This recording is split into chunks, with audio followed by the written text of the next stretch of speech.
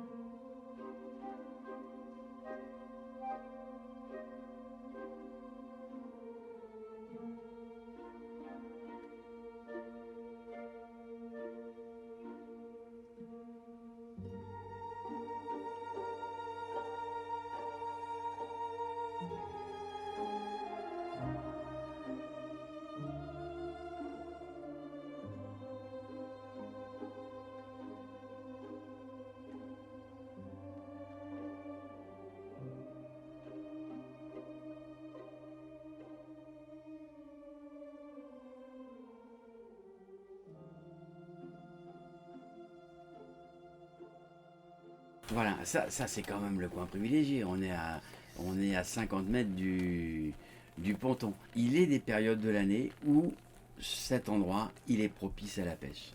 Et d'autres où, ma foi, les niveaux ne permettent plus que l'on pêche là. Voilà, aujourd'hui, nous remettons le filet, ce qu'on appelle un filet trémaille, qu'on pose à partir de la rive, de manière à ce que le poisson, lorsqu'il longe les bords, soit confronté à un obstacle, l'obstacle du filet, et en redescendant se prenne dedans. On voit au fond des traces de bidon. Et les traces de bidon, c'est des traces de radeau. Et alors, il y a une distinction parfois entre la pollution et la trace de l'activité. Et bien, il y a eu des radeaux qui ont descendu la Loire, qui ont permis à des jeunes de la découvrir, de la vivre, d'y prendre plaisir et d'en devenir maintenant des défenseurs ou des promoteurs, je ne sais pas comment on va dire. Ce radeau, il nous sert en ce moment de point d'accroche pour poser nos filets. Les poissons les apprécient parce que ça crée des calmes. Voilà, on les voit, les traces des bidons. Lorsqu'ils seront dégradés, on les enlèvera. Voilà. Mais pour l'instant, ils sont pour nous la mémoire d'une belle histoire de radeau. Et voilà, ça c'est le moment des émotions. On relève, on a mis la veille avec attention, et qu'est-ce que ça va donner? On dit que la pêche est un art plus qu'une technique. On n'est pas toujours au top de notre art. Toujours récompensé. On n'est pas toujours récompensé, voilà.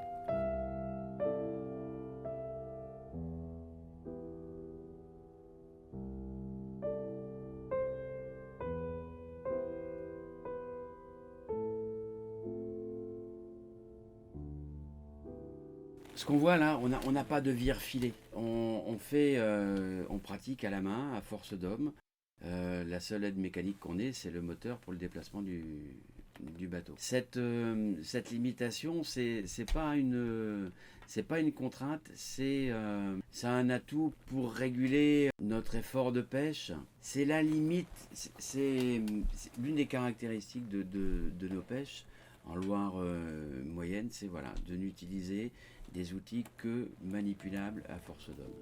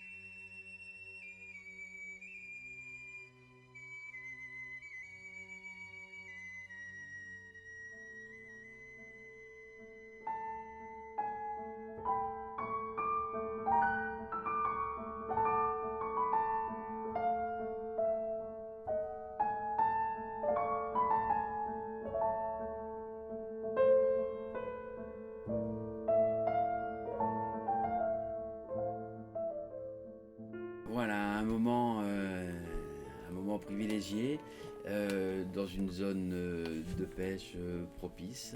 On relève un filet, Que va-t-il nous donner? Jusqu'à présent, rien. Et voilà, la petite surprise, on descend du bateau, puisque en Loire, on pêche à pied, en bateau, sur l'eau, dans les forêts, au milieu des sols. Et voilà que l'on retire un jeune brochet qu'on va remettre à l'eau. Parce que la caractéristique de la pêche au filet, c'est de ne pas tuer le poisson. Voilà. On utilise également des verveux et des nasses qui, de la même manière, laissent le poisson vivant et nous permet d'avoir une pêche sélective. Pour deux raisons. D'une part, il est trop petit, et d'autre part, on n'est pas sur la période où on est autorisé à acheter le brochet. Voilà, vous envoyez une photo comme ça, après avoir relevé le filet. Bon, je parlais d'humour, en fait, les destinataires ont souvent la délicatesse de nous dire que nous sommes privilégiés.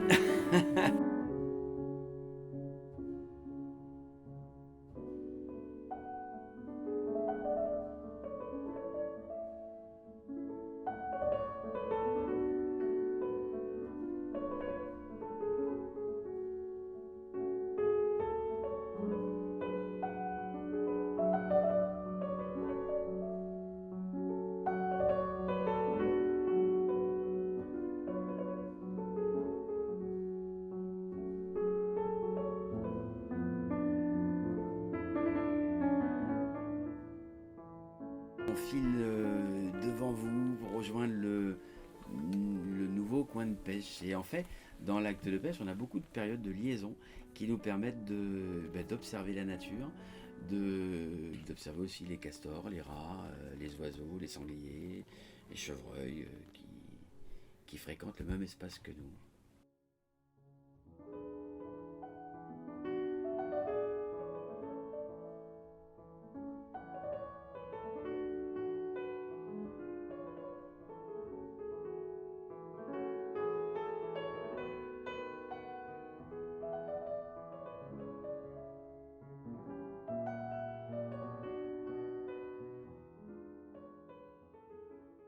Alors voilà, on relève le filet avec un poisson dedans. Et c'est un poisson qui a longtemps été méprisé, c'est un chevenne. Et en fait, nous faisons le choix, nous, de valoriser ces poissons abondants, peu appréciés, parce qu'ils sont pleins d'arêtes, ce qui, ma foi, est une bonne défense pour eux. Mais voilà, nous avons trouvé une forme de valorisation avec les acras sur les festivals. Qui est une forme plus contemporaine que la soupe pour les consommer. Et en fait, c'est ce qui nous permet cette valorisation de toutes les espèces, y compris les espèces abondantes et peu appréciées traditionnellement. C'est d'exploiter toute la ressource que l'on pêche. Et on n'a pas de perte accessoire. Voilà, les deux chevennes qu'on a pris dans ce filet et qui se transformeront en acra et en garum.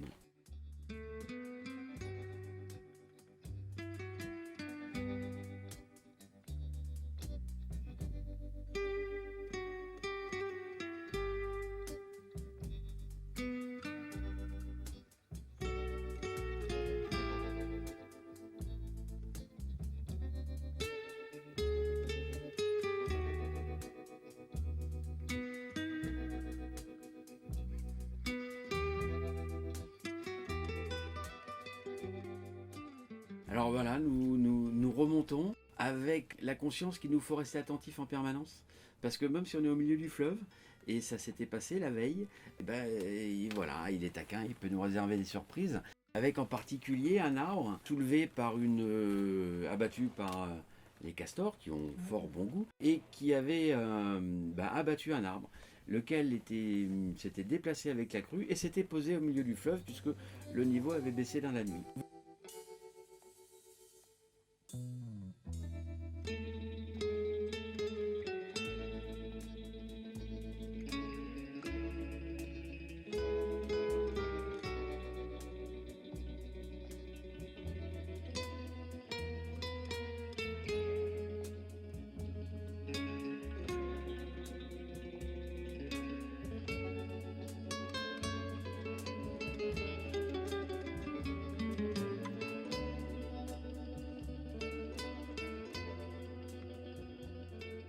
Il est des fois où on pose les filets en prévision qu'ils pêchent de suite, et il est des fois où on pose les filets en prévision qu'ils pêchent plus tard lorsque le niveau aura évolué, suivant les indications que nous aurons données Vigicru. Voilà, donc là c'était une perspective qu'ils pêchent bien la veille, mais ma foi, les poissons n'étaient pas au rendez-vous.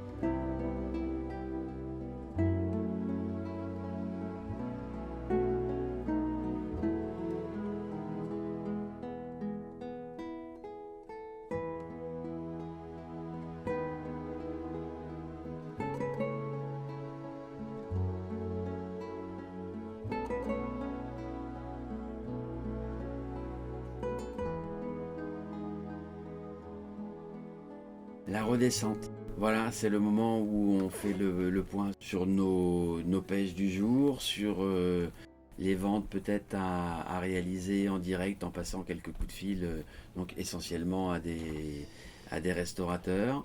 Et puis également un échange autour de comment nous allons redéployer nos filets le lendemain compte tenu des évolutions prévisibles du niveau. Et puis tout ça en profitant de ce soleil qui se couche, parce qu'il ne faut jamais négliger ce qui se passe autour de nous.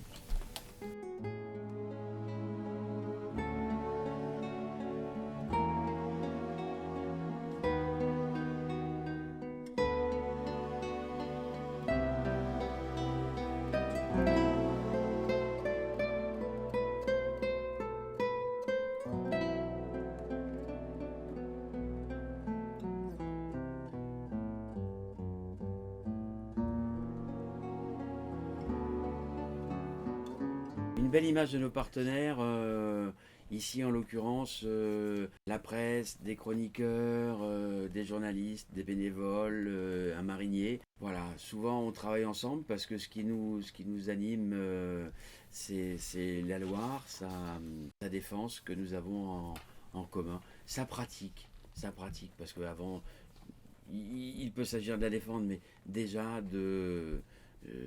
d'avoir le bonheur d'être dessus et de la considérer comme notre bien commun.